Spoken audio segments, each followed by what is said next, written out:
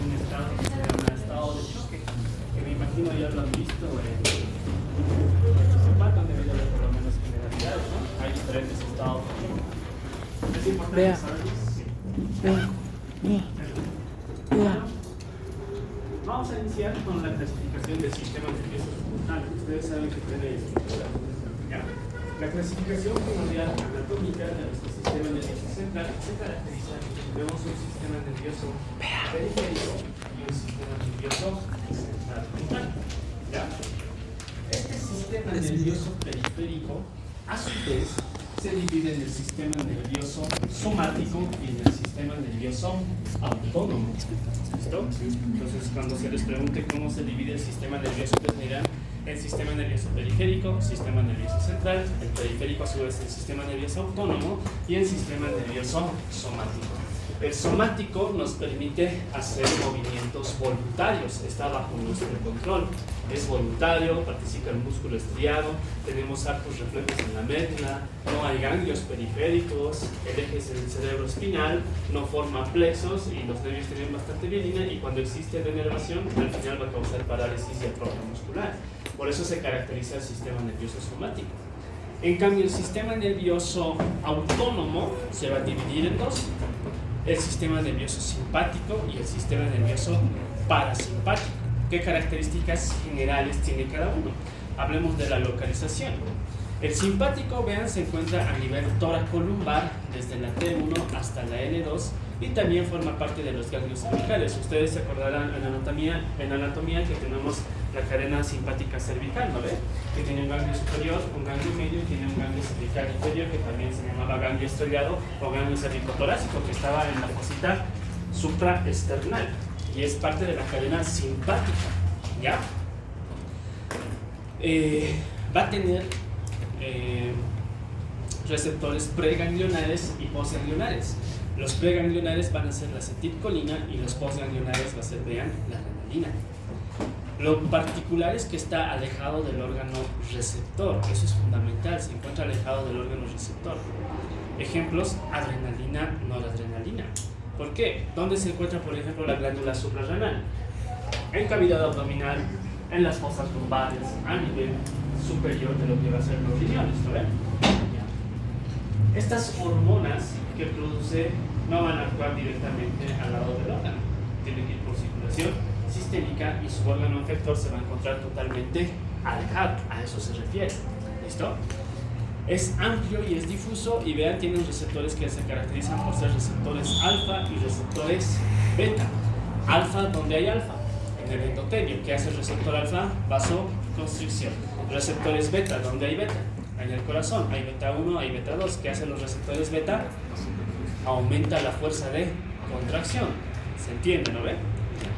En cambio, el sistema nervioso parasimpático, vean, va a estar constituido a partir del cráneo hasta nivel sacro. El sacro se extiende desde S2 a S4 y parte de los pares craneales, vean, tenemos al par craneal 3, 7, 9 y 10.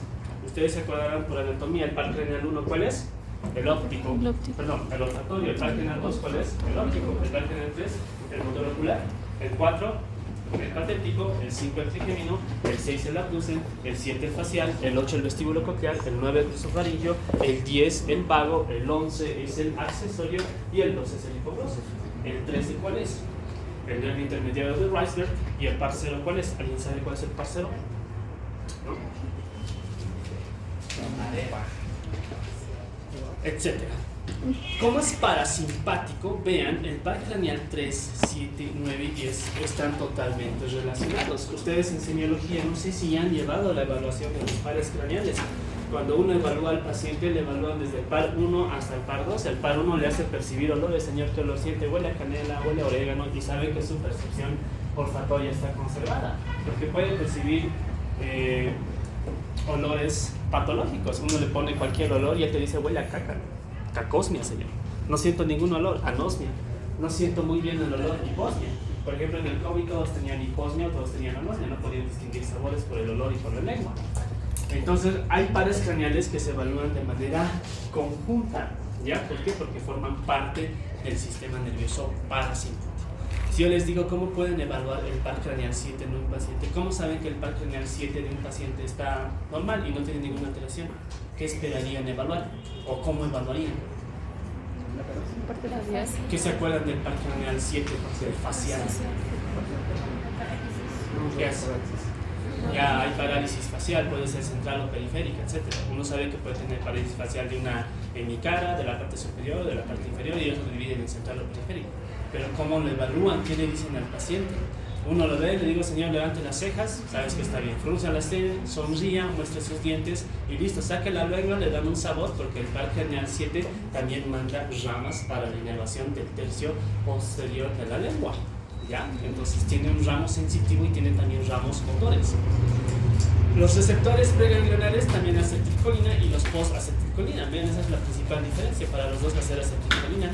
Se diferencia porque ya va a estar cerca del órgano efector. Lo que va a liberar rápidamente va a llegar a los otros órganos. ¿Ya? El claro ejemplo, acetilcolina. ¿Listo? Y vean, los receptores que van a actuar van a ser los receptores muscarínicos y los receptores nicotínicos. ¿Listo? Entonces, ambos plexos, ambos sistemas, ustedes pensarán que están uno contra el otro, no es así. ¿Ya? Uno pensaría que el simpático tiene que estar en armonía con el parasimpático, ¿no? O sea, si tu presión o tu frecuencia aumenta, el parasimpático no tiene que encargar de bajarse, cosa que no es así. Ambos sistemas son independientes, ¿se entiende? Uno es antagonista el uno del otro, por si acaso, si es que sí piensan, ¿ya? Pero, por ejemplo, cuando hemos visto antiarrítmicos, antes de dar cualquier medicamento antiarrítmico o hacer cardiovisión, ¿qué se hace? Masaje vagal, ¿no? ¿Por qué? Porque el vago es parasimpático y el parasimpático, ¿qué te hace? Te baja frecuencia cardíaca, entonces te va a bajar o te va a corregir la arritmia en ese momento, o vas a lograr controlar por lo menos la frecuencia cardíaca. Y entre ambos, porque ambos se encuentran en armonía, actualmente se habla de lo que es el sistema nervioso periférico, ¿ya? Porque ambos se van a complementar para cumplir diferentes funciones. ¿Se comprende? Ya. Esto igual lo vamos a repasar cada vez que veamos diferentes grupos de fármacos. Esto ya lo saben de memoria: presión arterial, gasto cardíaco, resistencia vascular periférica, gasto, volumen sistólico y frecuencia, y los determinantes del volumen sistólico: precarga, postcarga y contractilidad. Todo eso es por la ley de Laplace. Si hemos dicho que la hipertensión, por ejemplo, era porque te aumenta la resistencia, te aumenta el gasto, te aumenta la frecuencia, te aumenta el volumen, o te aumenta cualquiera de los determinantes del volumen sistólico, ¿qué harían ustedes si viene un paciente con una presión arterial baja? Esto ya hemos hablado con una presión arterial. ¿Qué tal si el paciente viene con presión de 50-30, 60-40, 70-40, 80-50, no sé? ¿Qué harían? ¿Cuál sería su primera conducta ustedes? Analizamos lo mismo. Si su presión arterial está baja, ¿por qué estaría baja? Si hemos dicho que la fórmula es directamente proporcional, ¿no ven? ¿Por qué estaría baja la presión arterial? Porque el gasto cardíaco está bajo, porque la resistencia vascular periférica está baja, porque el volumen sistólico está bajo, porque su frecuencia cardíaca también está baja, o porque la contractilidad está mal, o porque su postcarga está por los suelos, o porque la precarga está baja. O sea, es todo lo contrario a la hipertensión. Perfecto. Causas para que baje, por ejemplo, el volumen sistólico. ¿Por qué bajaría el volumen sistólico de un paciente? Que el volumen sistólico es lo mismo que precarga. ¿Por qué bajaría? Un paciente que sufre, por ejemplo, un traumatismo y tiene un sangrado, un hemoperitoneo, un hemotórax y empieza a perder sangre, o tiene una fractura expuesta y empieza a sangrar, ¿qué bajaría de todo esto? Bajaría precarga, bajaría su volumen, bajaría su gasto y obviamente bajaría su presión arterial. Un paciente que tiene un cuadro diarreico, por ejemplo, y que está totalmente deshidratado, que tiene vómito, la repetición, etcétera, y pierde bastante líquido, o que tiene, por ejemplo, una diabetes insípida. Vamos a hablar de diabetes insípida, que los pacientes están totalmente poliúricos, ¿no ven? Les he dicho que estas personas orinan como desgraciados, 6 litros, 7 litros, al día orinan 17 litros, 20 litros. O sea, imagínense perder 20 litros. Fatal, totalmente deshidratado. ¿Qué va a bajar aquí? ¿Qué va a bajar? Recarga, volumen, gasto, tu presión. ¿Se comprende, no ven? Ya. Ahora vámonos a otro lado. Los pacientes que tienen infecciones en algún momento pueden hacer algo que se llama sepsis. Y la sepsis se puede complicar con choque séptico. Para ustedes, cuando alguna vez les he preguntado ¿qué entienden por estado de choque? ¿Qué entienden por estado de choque? Y lo primero que les viene a la mente es hipotensión. Uno se imagina que su presión está baja y eso es un paciente con choque, ¿no ven? Eso es lo primero que viene, pero choque no solamente son ciclos tensionales, abarca muchas cosas más. Efectivamente, el choque séptico no es nada más que hipotensión más sepsis. ¿Bien? ¿Cuál es la causa de hipotensión en la sepsis? Vamos, ¿cuál es la causa? ¿Por qué hacen hipotensión los pacientes con sepsis? Y han llevado inflamación. ¿Qué libera pues todo el proceso infeccioso inflamatorio? Prostaglandinas, gran cantidad de citocinas, etcétera, que al final ¿qué van a causar? Vasodilatación. ¿Qué se afecta ahí? La resistencia vascular periférica y la postcardia. Es decir, ambas están bajas. Si ambas están bajas, me baja el volumen, me baja el gasto, me baja presión. Si baja la resistencia, mi presión ¿cómo va a estar? Baja. Entonces, así se analiza en los pacientes con hipertensión y los pacientes que se encuentran con hipotensión o estado de choque. ¿Se comprendió? ¿Ya? ¿Saben qué es el choque neurogénico? ¿Alguna vez han escuchado? Choque neurogénico, han debido hablar del estado de choque. Lo vamos a ver y lo van a comprender. Aquí yo creo que ya no hay dudas y cada uno de ustedes comprende qué pasa si baja o si sube, a qué afecta y todo repercute al final a qué? La presión arterial, sea para arriba o para abajo. Perfecto. Si tu paciente ha venido, por ejemplo, con deshidratación porque estaba con diarreas, ¿qué tendrías que hacer? ¿Qué tendrías que mejorar aquí? La precarga. ¿Y cómo mejoras esa precarga? Reposición de líquidos. Le vas a pasar soluciones. El fisiológico, el zinc normal, el zinc enlatado, el glucosamino, el plasmalaya, hay un montón de soluciones que pueden utilizar. Perfecto, mejoró su precarga. Si mi paciente ha sangrado y ha perdido mucha sangre y sabemos que igual la precarga está alterada, ¿cuál va a ser mi manejo? Transfusión de hemoderivados, le voy a pasar paquetes globulares, plasmas congelados, plaquetas, aféresis de plaquetas, crioplastia, en fin, hay muchos hemoderivados. Yo mejoro mi precarga, mejora mi volumen, mejora mi gasto y mejora mi presión arterial. Estamos analizando por ese lado. Ahora, ¿qué sucede en el choque séptico, por ejemplo?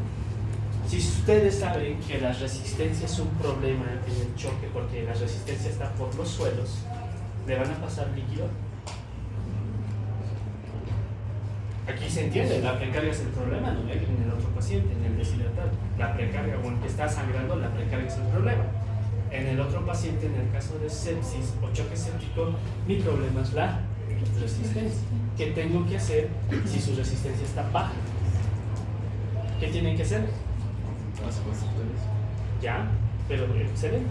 Voy a dar medicamentos que me aumenten la resistencia para mejorar su presión arterial. ¿Qué medicamentos tendrían que ser eso? Medicamentos que actúen a nivel de los receptores alfa para que me causen vasoconstricción. ¿Se comprendió? Listo. Bien. Estos mecanismos ya lo hemos visto. Vean sistema nervioso simpático, parasimpático. Uno no es antagonista del otro por si acaso, ¿ya? Cada uno es independiente. Efectivamente tienen funciones, se puede decir, en la gran parte opuestas, pero no quiere decir que uno va a contrarrestar al otro, ¿ya? No lo olviden, nosotros podemos actuar a nivel del sistema nervioso simpático en sus receptores alfa 1, alfa 2, beta 1 y beta 2. Alfa 1 para vasoconstricción. Si tú causas vasoconstricción, aumentas la resistencia. Estos receptores alfa y los receptores beta también tienen capacidad de aumentar el inotropismo y el cronotropismo, que son funciones y propiedades cardiovasculares. Eso prácticamente me aumenta la frecuencia y me aumenta la fuerza de contractilidad. O sea, estamos optimizando, vean eso, estamos optimizando contractilidad, estamos optimizando frecuencia cardíaca y estamos optimizando resistencias. Y con todo eso, si tú lo vas a subir, ¿qué va a pasar con la presión? También sube. ¿Se comprende? Ya. Entonces, a partir de allí, ustedes comprenderían, si el paciente viene por deshidratación, por diarreas, o es un paciente quemado que también pierde agua, ¿cuál sería el manejo? ¿Podría darle medicamentos alfa-adrenérgicos o estaría mal? Está mal. ¿se entiende? Y es lo que pasa mucho en el medio. Ven a un paciente que tiene su presión baja y antes de analizar todo eso, ¿qué les meten?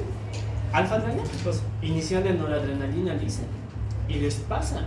Y ustedes saben que este no es el problema es precarga, ¿se entiende, no ven?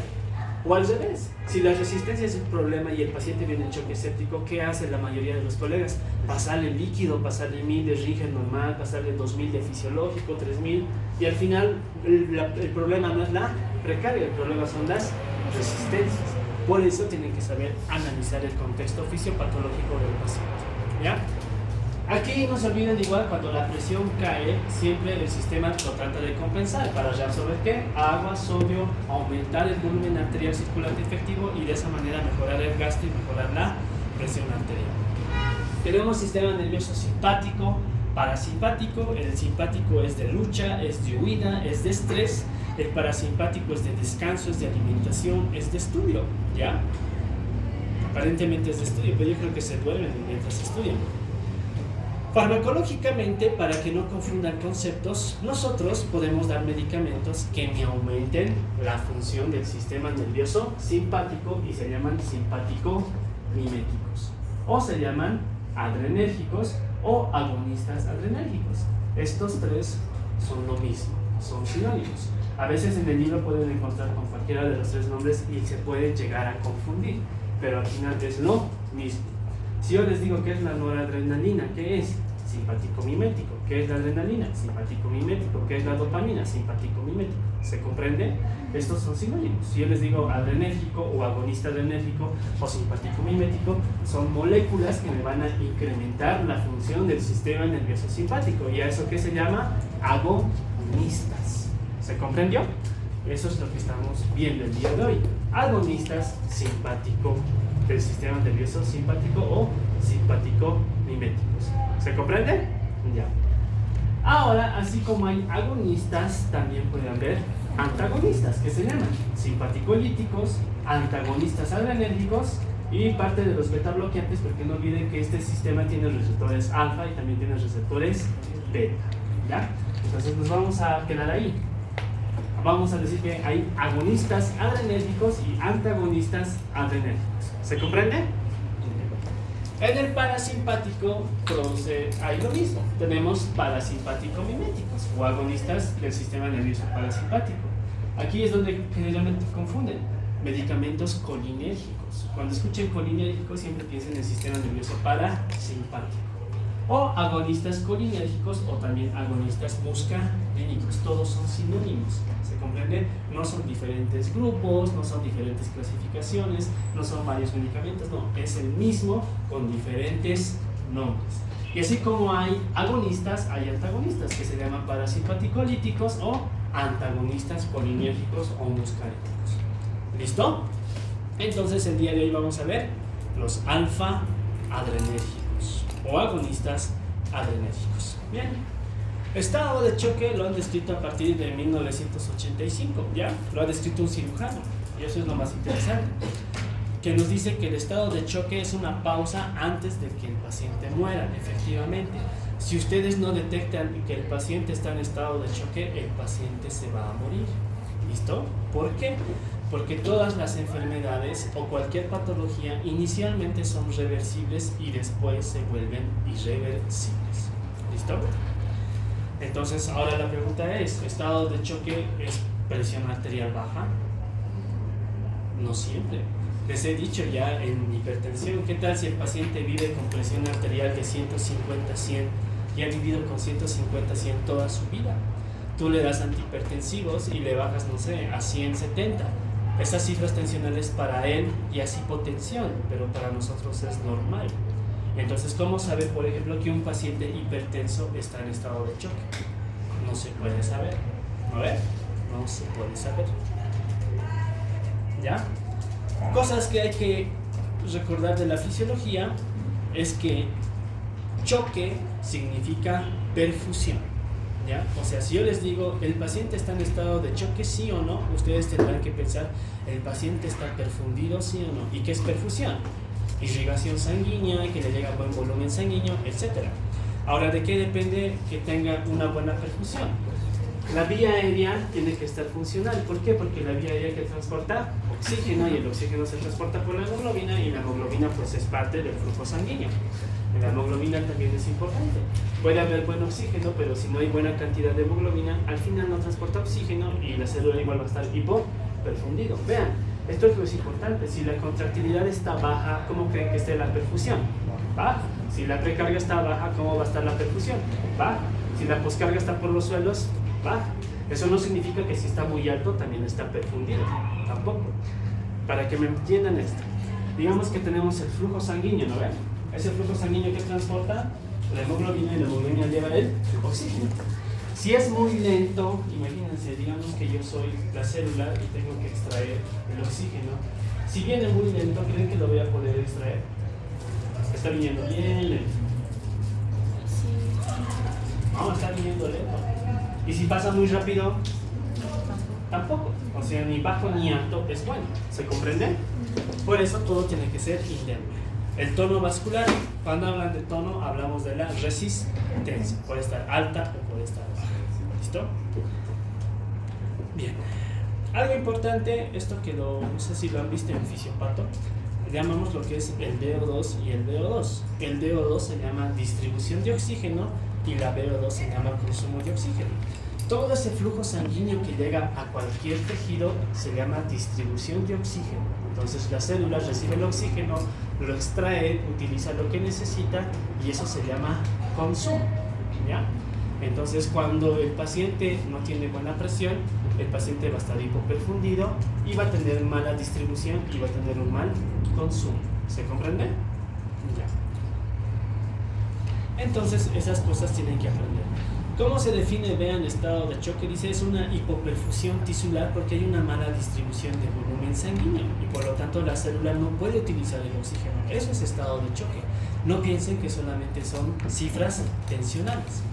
Hay diferentes definiciones. Dice, vean, hay una falla circulatoria. Cuando hablamos de circulación hay una falla. Recuérdense, puede haber falla del gasto, del volumen sistólico, de la precarga, de las resistencias, de todo lo que hemos hablado está fallando y por eso el paciente está en estado de hipoperfusión tisular.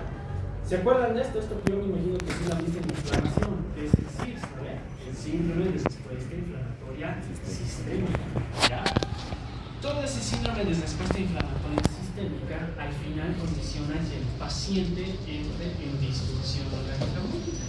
¿Qué quiere decir disfunción orgánica múltiple? Cuando fallan dos o más órganos. Es decir, que el paciente viene con un problema renal y con un problema cardíaco, son dos órganos. ¿Está en disfunción? Sí, disfunción renal, disfunción cardíaca. Viene un paciente, no sé, le da un accidente cerebrovascular, le falla el encéfalo y aparte tiene lesión renal, son dos órganos, sí, tiene una disfunción neurológica y una disfunción renal. Tiene un paciente con una insuficiencia hepática, tiene una disfunción hepática y tiene un infarto, tiene disfunción hepática y disfunción cardíaca, son dos órganos. Cuando es disfunción, si tú lo manejas bien y le das todo lo que necesita, esa disfunción revierte. Pero si lo manejas mal y no tomas las conductas, esa disfunción no es falla y cuando ya se encuentra en falla, quiere decir que el daño que tiene ese órgano es totalmente irreversible. Hagas lo que hagas, no va a revertir. El paciente que se muere. Sí. Por eso cuando escuchen pacientes con diagnóstico de síndrome de disfunción, piensen, se puede revertir. O si ven diagnósticos en las sistemas clínicas de falla orgánica, piensen que el paciente se muere. Entonces vean, cuando están en estado de choque, progresan en disfunción, luego progresan en falla y finalmente llegan a muerte. ¿Bien? Ahora aquí viene, ¿cómo se clasifica el estado de choque? ¿Por qué? Porque eso es importante para que aprendan a diferenciar a quienes hay que dar agonistas adrenérgicos. Solamente hay 4 clasificaciones: choque distributivo, hipovolémico, cardioquímico y obstructivo. No hay más. Hipovolémico, ¿por qué? Porque pierde volumen. Cardiogénico, porque el corazón falla. Obstructivo, cuando hay algún grado de taponamiento a nivel del corazón. Y distributivo, porque hay hiporreactividad vascular, es decir, su resistencia está por los suelos, está baja. Como su resistencia está baja, el paciente tiene una presión baja. ¿Listo? Entonces, eso es lo que nosotros vamos a analizar rápidamente. Vean cuál es el frecuente. Beatriz.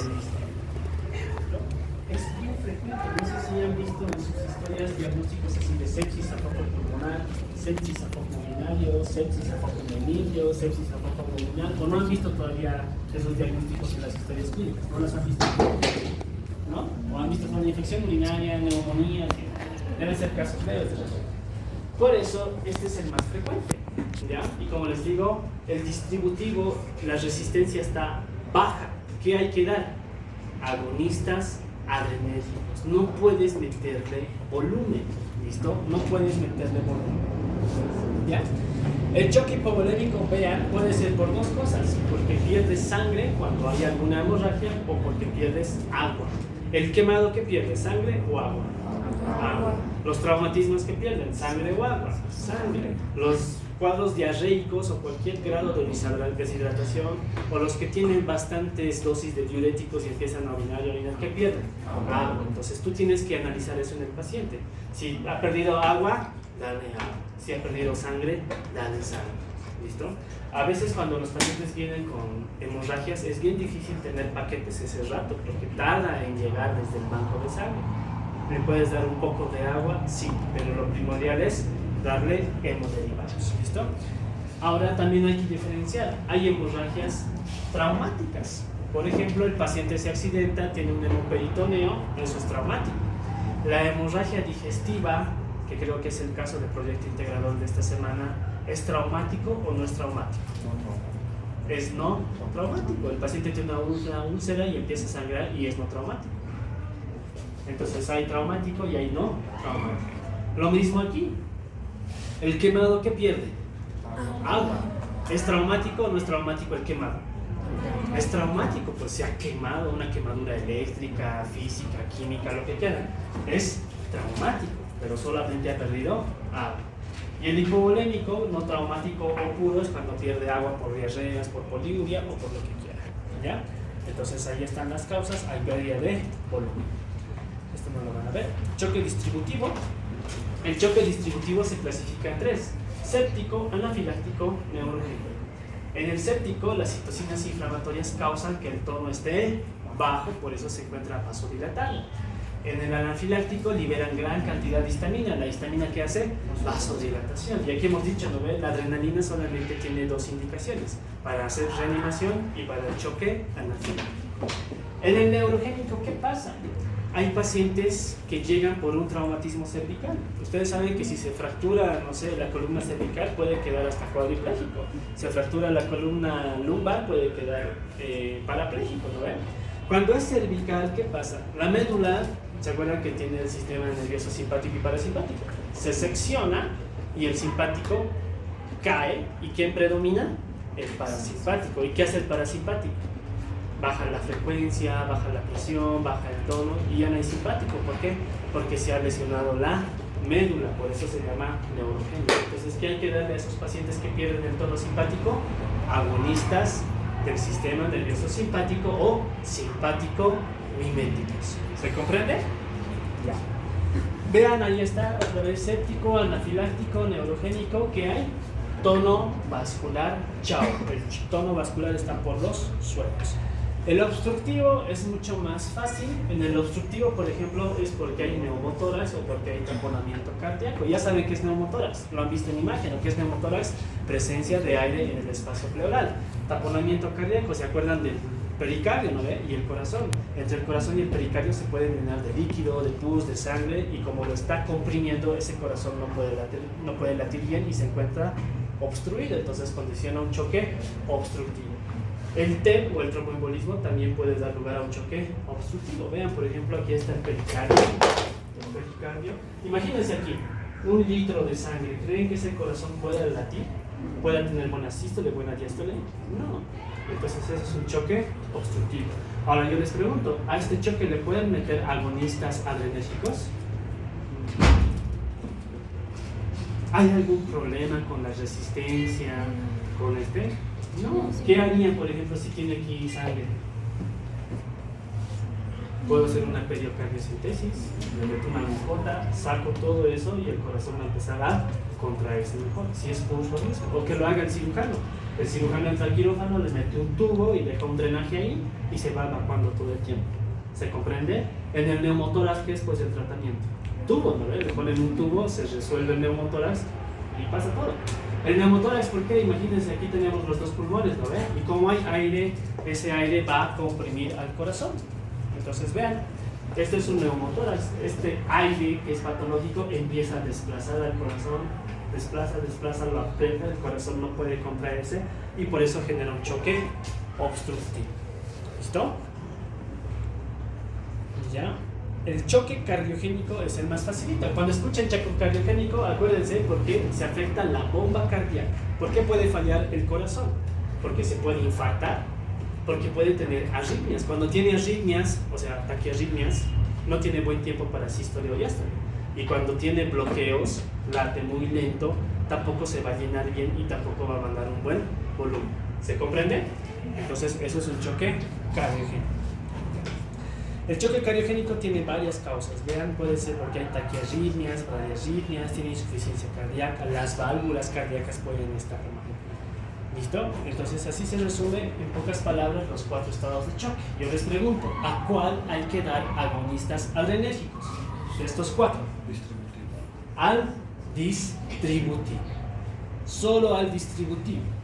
Ahora yo les pregunto, ¿a cuál puedo dar?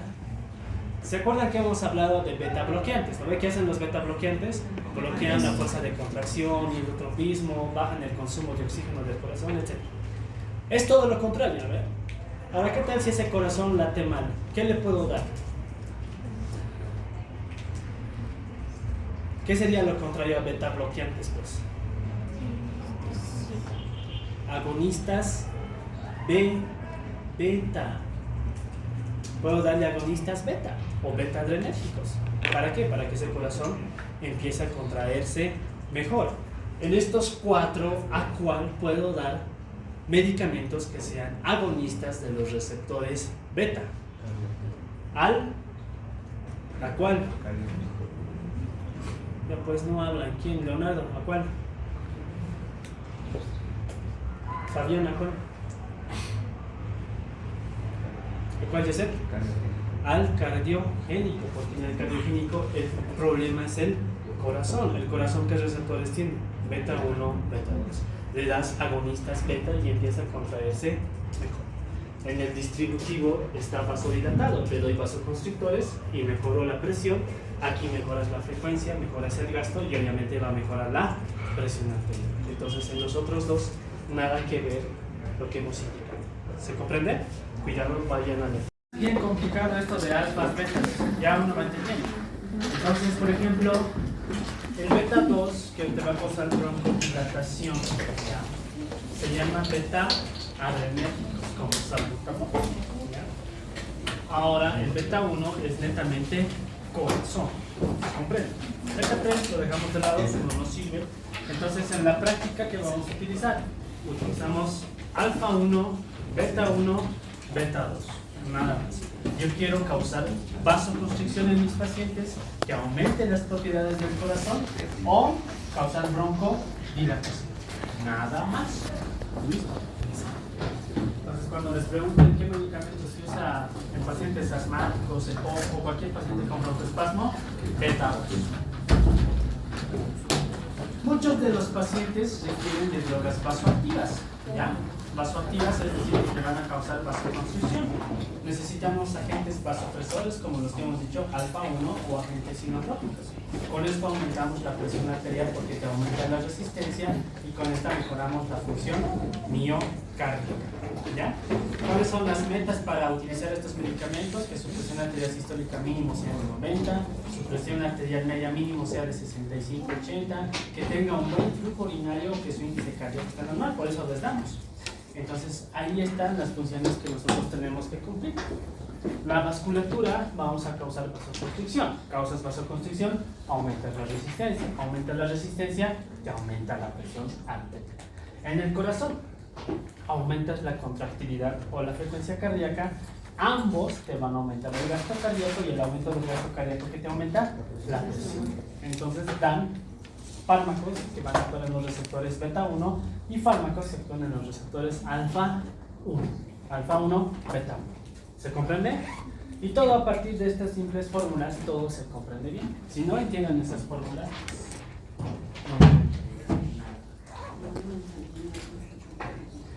Hay otros tipos de receptores, ¿ya? Vean, los receptores alfa te van a causar vasoconstricción sistémica, vasoconstricción pulmonar y también te causan taquicardia. Los receptores beta te aumentan el inotropismo, el cronotropismo, y en algunos casos te pueden causar vasodilatación sistémica. Por eso les he dicho, ¿no? El paciente puede necesitar receptores alfa, pero también beta. El beta obviamente se opone aquí porque te va a causar vasodilatación, pero no hay más, tienes que darle los dos. Obviamente le vas a dar a mayor dosis para que predomine más alfa 1 que beta 2. Y este beta 2 va a seguir aumentando las propiedades del corazón. Hay otros receptores que son los receptores DOPA, y eso también es importante. Y esto siempre es pregunta de examen. ¿Por qué? Porque los receptores DOPA tienen 3 tipos de receptores DOPA: DOPA 1, DOPA 2 y DOPA 3. Y cada DOPA tiene un lugar diferente blanco del mecanismo de acción. Y para cada efecto se utiliza diferentes dosis. ¿Se comprende? A una pequeña dosis puede ser DOPA 1, a una dosis media DOPA 2 y a una dosis alta DOPA 3. Y eso es pregunta para toda la vida, que nos causa vasodilatación en la mayor parte de los casos, no siempre. ¿Ya? ¿Cuáles son entonces los agentes agonistas adrenérgicos? Vean, la adrenalina, que hemos dicho que era la más potente, la noradrenalina, la dopamina y la fenilefrina. La fenilefrina la utilizan harto los anestesiólogos. ¿Por qué? Porque a veces los pacientes cuando salen de quirófano salen hechos mocos, salen mal. ¿Y qué hace el anestesiólogo? Le pasa una ampollita de fenilefrina, mejora su resistencia, mejora su presión arterial y te lo entregan. Aquí está el paciente, está con buena presión. Se pasa el efecto del medicamento y luego el paciente otra vez está hipotensando, está muy mal. ¿Por qué? Porque les pasan esas ampolitas que duran transitoriamente y lo hacen. ¿Por qué? Porque nosotros lo vemos. Nosotros en nuestra formación rotamos anestesiología. Nosotros hacemos anestesia unos meses y vemos todo lo que hacen los anestesios. Y como ya sabemos qué hacen, sabemos cómo interrogarlos cuando nos mandan pacientes. Ayer, por ejemplo, toda esta noche no he dormido porque ayer fui a la clínica regional en Calacoto a eso de las 10 y de la nada me llaman y me dicen que mi hermana está internada en emergencias en la banca privada y que la tienen que operar de urgencias. Yo estaba haciendo procedimientos este rato y ustedes saben que lo más importante es mantener la calma en todo momento, porque si no, disculpen la palabra, la cagas y el paciente sale perjudicado. Entonces fui a medianoche a la banca privada lo más rápido que pude después de dejar a mi paciente y hablé con el médico de emergencias y me dice que tenía apendicitis. Tenía apendicitis en una tarde porque yo había hablado con ella en la tarde, chateamos normal, nada. Y a la noche la tenían que operar, muy raro. ¿Cómo? Pues la apendicitis no es así, la apendicitis tiene clínica, tiene dolor, tiene vómitos, tiene fiebre, tiene la cronología de Murphy, como se dice. Te duele el epigastrio, la movía la posibilidad, etc. Me han hecho ecografía y el ecografista dice que también es probablemente apendicitis, no estaba muy seguro porque no veía muy bien.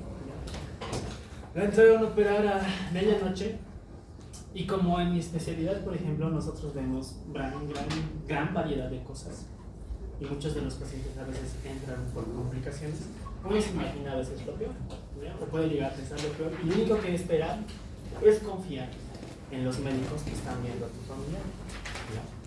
Entonces lo único que pedía dentro de mí es que el cirujano sea bueno y el anestesiólogo sea bueno, porque si uno de los dos es malo, uno tiene que compensar al otro. Si el anestesio es malo pero el cirujano es bueno, el paciente igual va mal. Si el cirujano es bueno pero el anestesio es malo, el paciente igual va mal. Si los dos son buenos, el paciente va bien. Y el anestesio es clave en algunos procedimientos. ¿Por qué? Porque si el paciente se complica, el anestesio maneja todo esto. Empieza a hipotensar rápido, les pasan agonistas adrenérgicos, su corazón empieza a fallar, les pasan agonistas beta-adrenérgicos, etc. ¿Se entiende, no? Uno opera y el otro maneja toda la parte de medicamentos. Entonces lo único que yo pedía es que ojalá le operen bien y todo salga bien. Y sorpresa, no era apendicitis. Salió el cirujano, hablamos y le digo qué tal, cómo salió todo y me dice no era apendicitis. Pero ustedes han jurado por clínica y por eco que era apendicitis. Y suele pasar, a veces el cirujano a muerte dice no tiene apendicitis. Entran a operar, no hay apendicitis. ¿Qué hacemos? igual nomás le sacaremos el apéndice, hacen la apendicectomía incidental para no quedar para no quedar mal delante de los familiares. ¿Se entiende, no? Que tenía adherencias de esas intestinales que estaban provocando un cuadro obstructivo intestinal. Han liberado las adherencias, problemas resueltos. Pero puede pasar cosas así. Imagínense, desde ahí yo no voy a juzgar un diagnóstico erróneo. Pero pues a veces cuando no haces mucha anamnesis, mucha clínica, o no pides más exámenes complementarios para confirmar tu diagnóstico presuntivo, es donde puede haber fallas. ¿Se entiende? Afortunadamente todo salió bien. ¿Ya? Y a ustedes les va a pasar. Como ya tengan algún familiar y tengan que confiar de alguien más, dentro de ustedes pueden pensar lo mejor o lo peor, y lo único que van a esperar son buenos resultados. ¿Listo? Entonces así fue. Yo dije, sorpresa, sorpresa, puesto que no va a ser apendicectomía, digo, no va a ser apendicitis, sino la apendicitis. Bueno. La dopamina es importante porque tiene receptores diferentes. La dopamina la puedo utilizar en 3 tipos de dosis. Vean, la puedo utilizar a dosis de 2, de 2 a 10 y de 10 a 20. Y dependiendo de la dosis que vaya a utilizar, tiene diferentes efectos. ¿Ya? A dosis de 2 me causa vasodilatación. ¿En dónde? En el lecho renal. ¿En dónde? En el nivel esplácnico. ¿En dónde? A nivel coronario. ¿En dónde? A nivel cerebral. Mejora el flujo plasmático renal, mejora la filtración glomerular, mejora la diuresis y mejora la excreción de sodio. Y aunque no crean, por un tiempo se pensaba que la dopamina a esta dosis baja, como te mejoraba la perfusión renal, la tasa de filtrado glomerular, ¿en qué tipo de pacientes nos podría servir? En pacientes que tengan insuficiencia renal alguna. Tú le das y supuestamente con todo esto mejoraba. Pero a la práctica con el análisis fisiológico no se aplica. Se ha demostrado que si utilizas dopamina a esta dosis no mejora la función renal. ¿Listo? Para nada, a pesar que cause todos estos efectos. ¿Se entiende? Por eso es importante.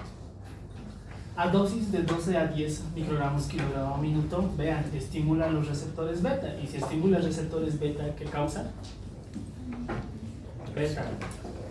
Mejora las propiedades cardíacas, hino, cromo, bromo, badmo y luso, no se olviden. Entonces, ¿para qué me va a servir? Para aumentar la contractilidad cardíaca y mejorar el volumen minuto cardíaco. A dosis más altas, vean, de 10 a 20, va a actuar a los receptores alfa. Si actúan los receptores alfa, ¿qué va a causar?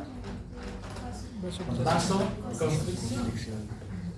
Entonces, mejora la resistencia vascular. ¿Se dan cuenta? O sea, la dopamina es genial. Dependiendo qué dosis la utilices, puedes darlo, por ejemplo, para un infarto o puedes darlo para un paciente en estado de choque séptico. Bien, ¿no? ¿Usamos dopamina? Pues rara vez usamos. En infartos yo lo uso alguna vez, cuando no hay otros medicamentos. Entonces, antes la dopamina se utilizaba para la falla renal y se ha demostrado que no funciona. ¿Listo? La noradrenalina, esta es, como se dice, este es el medicamento gold estándar para cualquier estado de choque. ¿Cuántos tipos de choque hemos visto? 4. A los 4 le puedo dar nora si necesita, sí, pero ya hemos visto la fisiopatología de cada choque. En el choque distributivo, ¿cuál era el problema? Resistencia. En el choque cariogénico, ¿cuál era el problema? La bomba, fluencia, gasto, etc. En el choque hipovolémico, ¿cuál era el problema? Precarga, volumen sistólico. Y en el choque obstructivo había una obstrucción que no permitía que el corazón tenga buena sístole o buena diástole. El manejo es diferente para cada uno. Pero aunque no crean, hay pacientes que vienen en choque hipovolémico, han sangrado y todo, y tú le transfundes y no mejora su presión con nada. ¿Qué voy a tener que hacer? Darle agonistas adrenérgicos para mejorar la resistencia y mejorar su presión, porque no te queda más opción. ¿Se entiende? Entonces, la nora tú puedes darle en cualquier estado de choque. Es segura. ¿Por qué creen que estos medicamentos pueden ser peligrosos? Analicemos. Todos los agonistas alfa-adrenérgicos te van a causar, 1, vasoconstricción, y también te aumentan las propiedades del corazón, ¿no ve? Por eso hemos dicho, la adrenalina te aumenta frecuencia y te aumenta la presión arterial. ¿Por qué creen que también sea peligroso? va por ahí, vamos a analizar un poco más. A ver qué tal si, no sé, yo vengo aquí a la marcha y me meto una ampolla de adrenalina. ¿Sí? La adrenalina viene de 1 miligramo, imagínense. 1 miligramo, 1 ml. Y yo le meto, le puedo meter hasta intramuscular, hacia una nave. Y le meto. ¿Qué creen que va a pasar con el paciente? Ya, taquicardiza, hipertensa. Y si taquicardiza mucho, ¿qué puede condicionar? Arritmias cardíacas. Por eso no se las usa así por así. Le das y te hace arritmia. Ah, no. Y uno ve y dice, ah, este cuate no sabe dosificar. Ya, estos se van a acordar, la norepinefrina viene de 4 miligramos, 4 ml. ¿Listo? La dosis de 0.05 hasta 2 microgramos kilogramo mínimo. Ahorita estamos viendo rasgos generales de indicaciones y luego vamos a hacer unas tablas comparativas de la farmacocinética y la farmacodinámica. ¿Ya? Vean, antes, incluso como hay tantos medicamentos que te ayudan a mejorar o la resistencia o la frecuencia cardíaca, lo que quieran comparar, ¿ya? Comparación de la dopamina y la norepinefrina para el choque. ¿Cuál será mejor? ¿Cuál era la mejor? La norepinefrina. ¿Por qué? Porque la dopamina aumenta la mortalidad y también tiene mayores efectos adversos. ¿Cuáles son los efectos adversos? Taquiarritmias. Todos estos medicamentos te pueden causar taquiarritmias, y ya se acuerdan todas las taquiarritmias: fibrilación lateral-auricular, taquicardia supraventricular, fibrilación ventricular, torsada de puntas, taquicardia ventricular, ya sean de QRS estrecho o de QRS ancho. ¿Listo? Si es ancho, mala suerte, porque hay que cardiovertir. Si es estrecho, con medicamentos lo puedes revertir todavía, y para eso sirven antiarrítmicos. Si indicas más mal esto y no sabes farmacología de los antiarrítmicos, ¿qué van a hacer? Lo vamos a llamar a usted, dígame entonces. Yo voy a ir con patada voladora de... La vasopresina. La vasopresina tiene 3 tipos de receptores: B1A, B1B y los receptores B2. Cada receptor tiene una diferente función. B1A va a estar en las células musculares de los vasos sanguíneos. ¿En qué sistema? Sistema esplácnico, coronario, a nivel renal.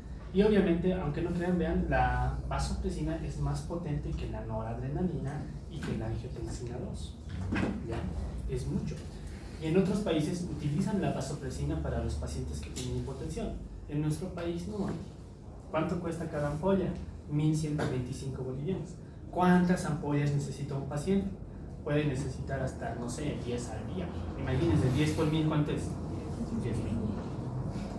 Por eso no hay en nuestro país, porque nadie lo va a comprar, es muy caro, etc. Por eso usamos solamente Nora. La Nora te da el seguro y no hay ningún problema. En los receptores B1B están localizados a nivel del túbulo distal y los túbulos colectores. ¿Ya? ¿Por qué es importante? Porque forman apoporinas y te ayudan a la reabsorción de agua. Nada más. Esto igual ya lo hemos visto, se acordarán de los diuréticos, la parte de la nefrona, etc. Todo es asociado, todo va junto, nada va suelto. Y en los receptores beta 2, vean, está localizada en la apófisis anterior e induce la liberación de ACTH y prolactina. Alguna vez les he contado, ¿no ven? Y han debido escuchar de los famosos tumores de hipófisis, cuando hay tumores en la hipófisis y el neurocirujano tiene que entrar a operar. Yo la verdad nunca he visto muchos procedimientos de neurocirugía, pero se hace una cirugía de base de cráneo, porque ¿dónde está la hipófisis? En la cilia turca, y la cilia turca es parte de la base del cráneo, ¿la ven? Tenemos una anterior, media y una posterior. ¿Cómo se hace ese abordaje? Transesfenoidal. ¿Cómo es transesfenoidal? ¿Dónde están las fenoides? Las fenoides con sus alas menores va a determinar la formación del paladar duro. Entonces el paciente va a estar con la boca abierta o por la nariz, y por ahí van a entrar a hacer una microcirugía hasta llegar a la hipófisis. A veces, y no solo a veces, muchas veces tratan de sacar el tumor, pero se llevan a la hipófisis más. La hipófisis es chiquitita, entonces se llevan a la hipófisis. Y si no hay hipófisis, ¿creen que ese paciente tenga hormonas? No. Y el paciente viene con un trastorno hormonal fatal. No tiene nada. Nada. No tiene, y la más importante, no tienen ADH. Y como no tienen ADH y no reabsorben agua, el paciente viene orinando así por hora, 10 litros, 11 litros, 12 litros. Y el neuro se asusta, te dice, está orinando mucho y su sodio está aumentando porque está perdiendo agua y no sodio, está con sodio de 160, ¿ya? Y su potasio está en 2, y su magnesio está bajando. ¿Y qué has hecho? Interconsulta. Por eso tienen que saber todo. Vasopresina versus norepinefrina, todavía no hay evidencia. ¿Ya? En otros países se utilizan las dos juntas. Otra, la terlipresina, tiene efectos adversos, vean, porque disminuye la oxigenación gastrointestinal y sistémica. Eso también es bastante cuidado. Si tú le das cualquier agonista alfa-adrenérgico, causas tanta vasoconstricción que el intestino puede salir afectado. ¿Por qué? ¿Se acuerdan de la irrigación del intestino? ¿Cómo está irrigado? Mesentérica superior, mesentérica inferior. La mesentérica superior, supracólica derecha, la supracólica media, la mesentérica inferior igual va a dar, forman el arco alveolar y tienen haces de primer, segundo y tercer orden. Y si hace tanta vasoconstricción, ¿qué pasa con un tejido cuando hay mucha vasoconstricción? Sufre isquemia. ¿Y qué pasa después de la isquemia? Necrosis.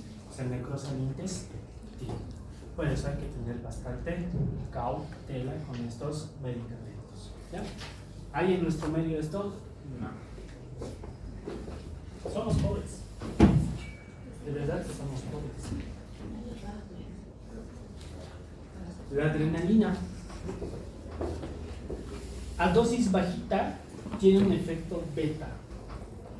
Pero la gran pregunta es, ¿beta 1 o beta 2? No. Beta 2, ¿y qué hace beta 2? ¿Qué hace?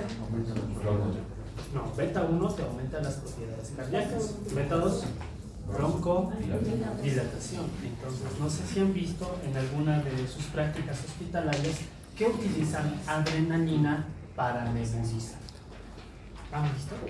Ahí está la explicación farmacológica. A dosis realmente bajas, bajitas, así en gotitas, causa acción beta 2 y causa broncodilatación. Pero a dosis usuales, ¿qué te va a causar? Acción en alfa 1 y acción en beta 1. Vasoconstricción y te aumenta todas las propiedades cardíacas. Por eso la adrenalina es la más potente de todas, ¿ya? Entonces, tiene efecto alfa, se utiliza en la reanimación cardiopulmonar y en la anafilaxia. Esas son las dos únicas indicaciones, por si acaso. No se utiliza más, ¿ya? Y de internos les van a decir, tienen que andar con su adrenalina en el bolsillo.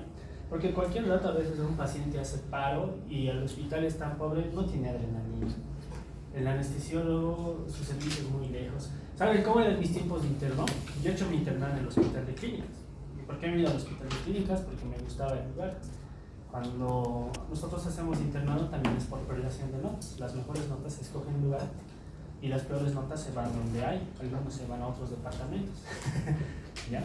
¿Por qué? Porque tienen mala nota. Así es. Bueno, entonces los dos lugares más grandes para hacer un internado es la Caja Nacional de Salud, el Hospital Obrero y el Hospital de Clínicas, cualquiera de los dos. ¿A cuál quieres ir? Pues al que más te guste, depende de dónde te sientes más cómodo, vas. Si te alcanza la nota, vas, etc. Pero lastimosamente en nuestro medio todos tienen la idea de que si vas a la caja eres el mejor de lo mejor y no es así. La caja va el que tenga, el que quiera ir. Y todos piensan que a clínicas van los que son más flojos, los que no estudian, los que tienen baja nota. Tampoco es así. Uno elige donde quiere ir, ¿ya? En fin, yo fui a clínicas y cuando era interno, sobre nefrología, y en nefrología muchos pacientes hacían paro y se morían mientras dormían y uno ni se daba cuenta. ¿Por qué? Porque no hay muchas enfermeras para controlar a los pacientes. Un interno tiene que vigilar por lo menos 20 pacientes y no le alcanza el tiempo y no puedes hacer. Imagínense tomar presión arterial a 20 pacientes cada 4 horas. Así era chistoso. ¿Sí? Iniciabas en la cama 1 tu control de signos vitales, así frecuencia respiratoria, frecuencia cardíaca, saturación, presión arterial. Acababas tus 20, te fijabas la hora y ya era la hora del siguiente control y tenías que volver a empezar. ¿No? Y así se te pasaba la guardia. Ya. Entonces, en mis tiempos, cuando un paciente hacía paro, teníamos que correr. No sé si alguna vez han ido al hospital de clínicas. Imagínense como aquí. Digamos que anestesio está en planta baja y nosotros estamos en el piso. Hace el paro el paciente, ¿quién tiene que venir? El anestesiólogo a hacer reanimación. Porque ellos tienen todos estos medicamentos a la mano. Entonces de interno ibas corriendo como chasqui a avisarle a checar al paciente y el anestesio tenía que venir corriendo. Porque el hospital no tenía ni teléfonos para llamar así, ¿sabe qué? Ahí está en tal lugar, venga. No había ni teléfonos, no había ni para telefonear, no había nada. Llegaba el anestesiólogo, ¿hay adrenalina? No, no hay. ¿Hay laringoscopio para intubar? No hay. Y todos se miraban unos a otros. Y mientras el interno seguía reanimando, ¿no? Con toda la gente. Y uno piensa que va a salir. No sé si, ¿ya? Y muchos pacientes se morían porque en hospitales. ¿Ya? Afortunadamente el SUS ha mejorado muchas cosas. Ahora los pacientes que realmente no tienen pueden acceder a muchas cosas, pero pues seguimos siendo pobres, ¿ya? ¿Cuándo yo he entendido que somos pobres? Cuando he ido a México. La fenilefrina, vean, igual, se puede utilizar dosis máxima de 1 miligramo, actúa a nivel de los receptores. Estamos haciendo alta énfasis en los receptores para que entiendan. Pero yo les he dicho, si no entienden los receptores, no van a entender dónde actúa cada medicamento. Alfa 1, alfa 2, beta 1, beta 2. Con que se aprendan esos 4 van a entender el resto de la farmacología. ¿Por qué? Porque se acuerdan de la tarea que han hecho de los LABA, SABA, LAMA, SAMA. Todos actúan en qué? Receptores beta. O colinéticos muscarínicos, de acción corta o de acción larga. ¿No ven? Vean, se utiliza bastante el shock espinal inducido por la anestesia, pues el anestesiólogo es un pro para manejar. Aumenta la presión arterial, no modifica el volumen minuto cardíaco, tiene poco lugar en el tratamiento de pacientes críticos, excepto para la hipotensión refractaria severa. ¿Qué pasa si un paciente su hipotensión no mejora con nada? ¿Puedes asociar alguno de esos? Sí, puedo darle noradrenalina con adrenalina, noradrenalina con dopamina, noradrenalina con fenilefrina, noradrenalina con vasopresina. ¿Cuál sería el riesgo? Las taquiarritmias. Si una sola tiene el riesgo de producir taquiarritmias, 2 con más razón va a producir taquiarritmias. ¿Listo? ¿Qué hora es?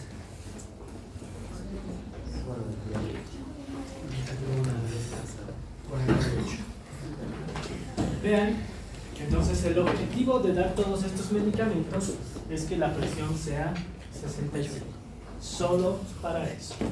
¿Cuál es el riesgo? Todas estas taquiarritmias. Supraventricular, fibrilación auricular, flátera auricular, taquicardia ventricular sin pulso y la torzada de puntas. Y todos estos ustedes ya lo saben, son unos pros en esto, ¿no? Se supone. Quiero imaginar que sí. Bueno, aquí vamos a hacer un break con los agentes inotrópicos y van a buscar si son inotrópicos y me aumentan las propiedades del corazón, ¿en qué receptores tienen que actuar? Propiedades del corazón. Receptores B, Beta. ¿cuál beta? Beta 2. Beta 2. Beta 2 es beta 1. Beta 2 es broncodilatación. Beta 1, beta 1 es propiedades del corazón. Todas, cromo, vapno, etc. ¿Cuáles son? Dobutamina, levosimendan, isoprotenerol, inhibidores de la fosfodiesterasa como la mirrina. Esos son los agentes inotrópicos. ¿Por qué?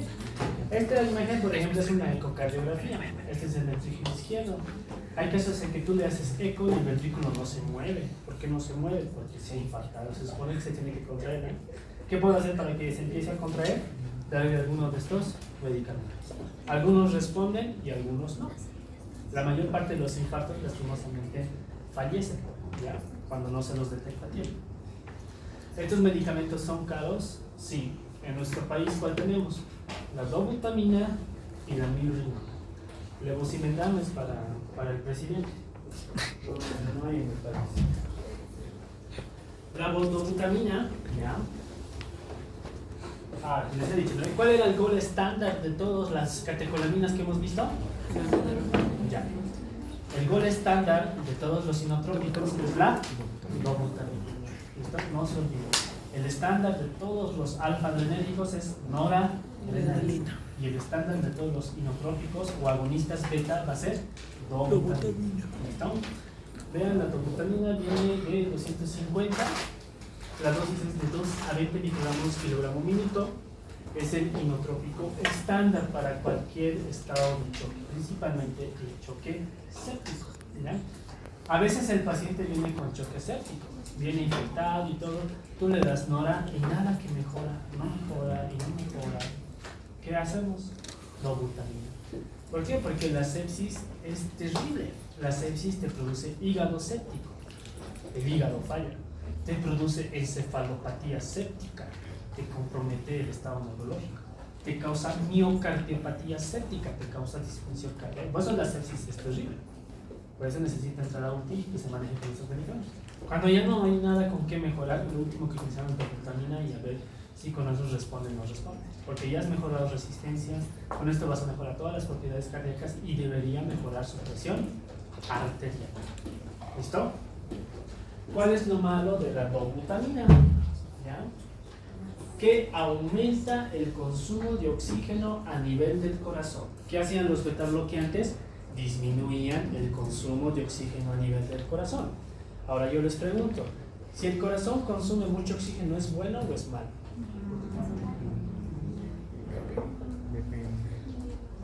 ¿Es bueno o es malo? Es malo, pues, que todo el tiempo esté consumiendo oxígeno va a llegar un momento en que ya no le llega oxígeno porque está consumiendo más de lo que le llega. Va a ser isquemia, se necrosa, se infarta y el corazón falla. Por eso los betabloqueantes disminuyen el consumo de oxígeno, son muy buenos. ¿Por qué? Porque causa que ese corazón trabaje lo menos posible o trabaje lo suficiente sin consumir mucho oxígeno. La dobutamina, ¿qué te hace?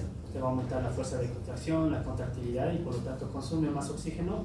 Obviamente que sí. ¿Listo? No se olviden 250 en 5 minutos. ¿Ya?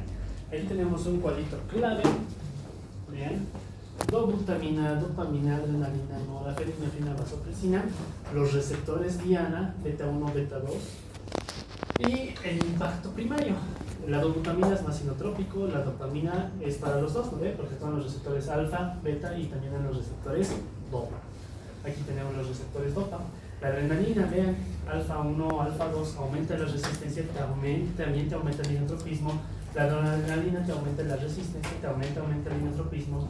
La fenilefrina solamente resistencias, la vasopresina solamente resistencias. Entonces vean, la nora, por ejemplo, es la que utilizamos para todo. ¿Por qué? Porque te aumenta la resistencia y de cierta forma te aumenta la contracción. Mejoras gasto, mejoras la resistencia y su presión tiene que mejorar. Y vean, ahí está la primera lección en qué casos tienen que utilizar. ¿Listo? ¿Ese cuadro va a tener preguntas? ¿O? Listo. Vamos a quedar ahí y vamos a continuar con inotrópicos. ¿Listo?